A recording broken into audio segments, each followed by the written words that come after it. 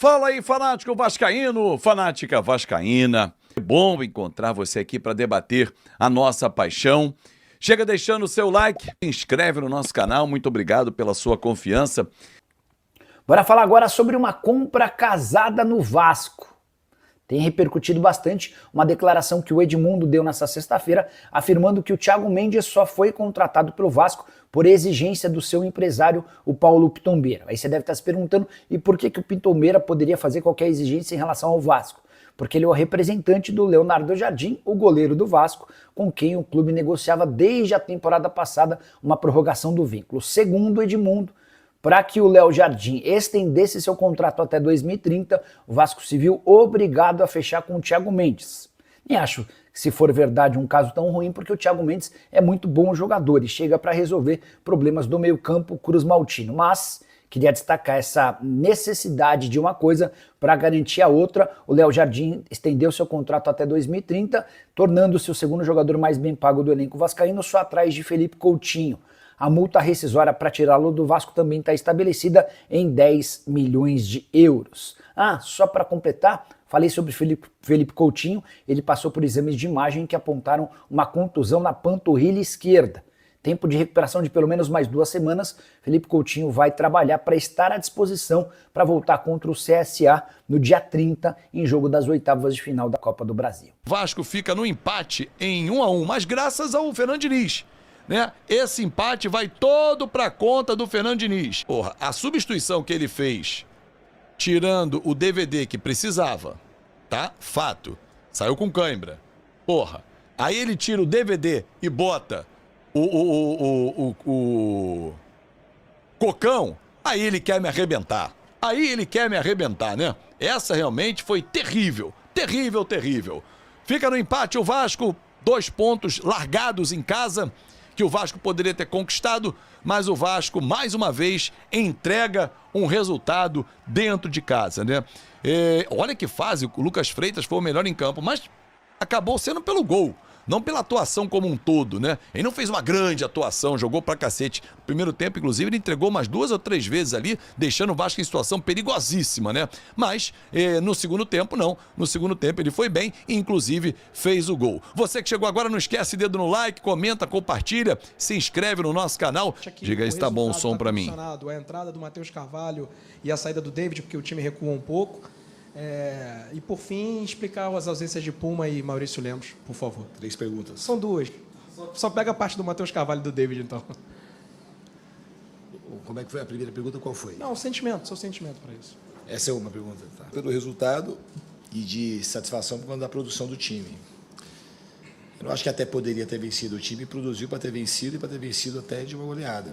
A gente finalizou 31 vezes, talvez seja o fazer talvez muito tempo que a gente não jogou contra o Grêmio, o Vasco não finalizava tantas vezes. Aí esse número é brincadeira, né? Eu acho também que a arbitragem influenciou negativamente no jogo, muito negativamente em todos os sentidos. Um árbitro que quanto mais parava, mais ele gostava que parava. Ele em nenhum momento o Grêmio fez cera do começo ao final do jogo, ele não acelerou o jogo em nenhum momento, não amarelou ninguém do Grêmio. Ele não permitiu uma finalização clara de fazer gol no primeiro lance. O lance muito discutível do impedimento. Achei pênalti no Veguete no segundo tempo. E aí pode até ter errado, mas assim, a condução achei muito prejudicial a quem queria jogar. Então, em relação às mudanças, não tem absolutamente nada a ver. O time não recuou porque o Matheus Carvalho entrou. Não tem absolutamente nada a ver. O Tietê, ele é um cara que tem o domínio de fazer qualquer função. O Nuno voltou para a função dele. O time recuou porque recuou. Ele chutou umas bolas para frente, não precisava chutar. Estava com o jogador aproximado. Talvez o time, em vez de, naquela hora, ter calma para buscar o segundo gol, você imagina só se eu não tivesse botado o Matheus Carvalho, tivesse botado o Lloyd, que o único atacante de lado com características semelhantes ao David era o Lloyd. O gol provavelmente ia sair do mesmo jeito, porque não tem nada a ver uma coisa com a outra. Aí o questionamento ia ser, você acha que perdeu porque entrou o Lloyd? Essa é uma pergunta que não tem muito sentido, eu acho. O time não tem nada a ver com a mudança. A mudança, assim, faltavam poucos minutos para terminar, já tinha faltava 10, 12 minutos para terminar o tempo regulamentar, o time ia ficar... O Matheus Carvalho é o que está mais treinado para a função e o Tietê, ele sabe fazer qualquer função no campo. Para aquele momento, a gente achou que era a melhor decisão. Tem mais alguma coisa? Vou responder tudo para você. O que era o resto? Não, internamente, assim, eu resolvi, achei que os melhores que estavam mais condicionados para esse jogo foi uma decisão minha, pessoal. Fernando, Thiago Tocha, canal Thiago Tocha. O Vasco veio de resultados de uma derrota no Clássico, uma derrota difícil de reverter na Sul-Americana, não é impossível, mas difícil, e hoje um empate. Você acha que isso pode afetar o time psicologicamente no restante da temporada? Não acredito nisso, até acho que essa pergunta pode ser que ela venha em algum momento. Acho que psicologicamente o time reagiu muito bem quando tomou o gol hoje, diferente de outros jogos. A gente tomou o gol de empate, que se tivesse algum problema de ordem emocional, o time ia afundar e o Grêmio cresceria. Foi ao contrário, depois que a gente tomou o empate, a gente criou mais umas 5 chances para fazer o segundo gol e infelizmente a gente não conseguiu sair com a vitória. Tudo bem, Fernando Wellington? Bem, Marito. Deixa eu te perguntar sobre o David. Voltou muito bem, né? Para quem ficou 10 meses parado, né? Muito bem. É um jogador. O David é um jogador que eu gosto muito. Já tentei trabalhar com ele em outros times, tentei contratá-lo. Desde quando ele voltou da lesão, ele está indo bem nos treinamentos. Ele tinha uma preocupação. A gente sabia que ele não suportaria. O ideal, talvez para ele nesse jogo fosse jogar 45, que era uma progressão, mas ele, até pela necessidade que o GB acabou sentindo alguma coisa que eu nem sei especificar, não foi nada muito importante, mas que impossibilitou ele de jogar hoje. E o rendimento do David especificamente foi muito bom, está todo mundo contente com ele, é um jogador, além de ser um grande profissional, um jogador muito querido. Boa noite, Diniz, Amadeu do canal da Torcida Vascaínos. Eu vou falar um pouco da parte defensiva. Os primeiros 9 minutos tiveram alguns erros do Lucas Freitas e do João Vitor. Eu não sei se eles estavam nervosos, principalmente o João Vitor com a vaia da torcida, toda vez que ele pegava na bola. E com o passar do tempo, 15, 16, 18 minutos, eles começaram a realmente a controlar mentalmente. Você vê esse lado mental do João Vitor, do próprio Lucas Freitas, que fez uma bela partida, o próprio Lucas Piton, que fez uma partida hoje, boa partida, uma partida justa.